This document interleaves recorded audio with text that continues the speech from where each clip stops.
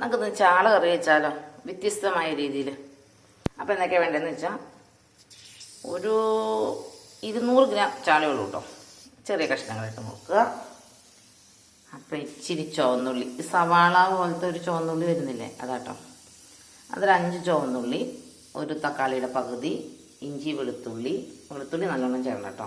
പിന്നെ കറിവേപ്പില, പിന്നെ കാശ്മീരി മുളക് പൊടി 1 സ്പൂൺ, 1/2 സ്പൂൺ നല്ല മുളക് പൊടി, എരിവുള്ള മുളക് പൊടി, പിന്നെ മഞ്ഞൾപ്പൊടി.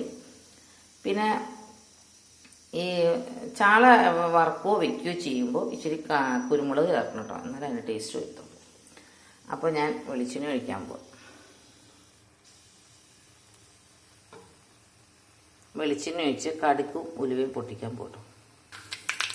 അങ്ങനെ കടുക് ഉലുവയൊക്കെ നന്നായി പൊട്ടി വന്നു. പിന്നെ പുളി വേണം കേട്ടോ. പുളി 2-3 ചുള പുളി മതി. അപ്പോൾ ഇതെല്ലാം കൂടെ കിട്ടും.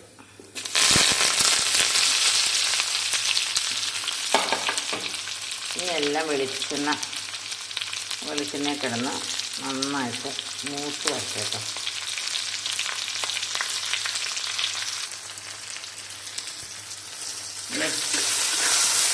അപ്പോൾ അത് നന്നായിട്ട് വെളിച്ചെണ്ണ തെളിഞ്ഞ് പച്ചമണമൊക്കെ മാറിയിട്ടോ. അപ്പോൾ ഈ പൊടികളെല്ലാം കൂടെ ഇങ്ങനെ ചേർക്കാൻ പോകും. പൊടികളെല്ലാം ചേർത്ത് ഇത് മണ്ണുണ്ടല്ലോ,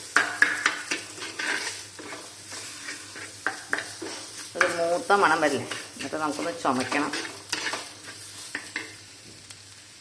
അന്നേരം വേണം വെള്ളം ഒഴിക്കാൻ.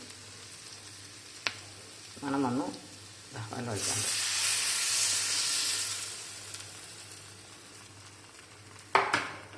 വെള്ളം ഒഴിക്കുമ്പോൾ ഈ പുളിയും കൂടെ അങ്ങ് ചേർക്കുക.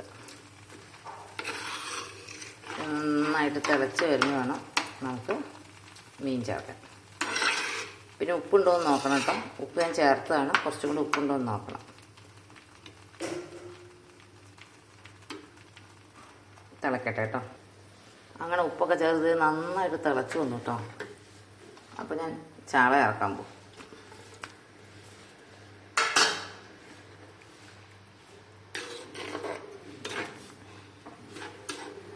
ചാള ശരിക്കും കിടന്നങ്ങ് മാറ്റട്ടെ. അപ്പോൾ കാന്താരി മുളക് ഇടാത്ത കാര്യങ്ങളൊന്നുമില്ലല്ലോ.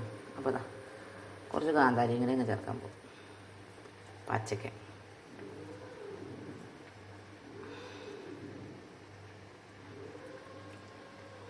അപ്പം ഇനി തിളച്ച് പറ്റട്ടെ കേട്ടോ. അങ്ങനത് ചാള തിളച്ച് വയ്ക്കും. ശരിക്കും സ്പൂൺ വെച്ച് ഇളക്കരുതെന്ന് പറഞ്ഞാൽ ഇതൊന്ന് പൊടിഞ്ഞു പോകും.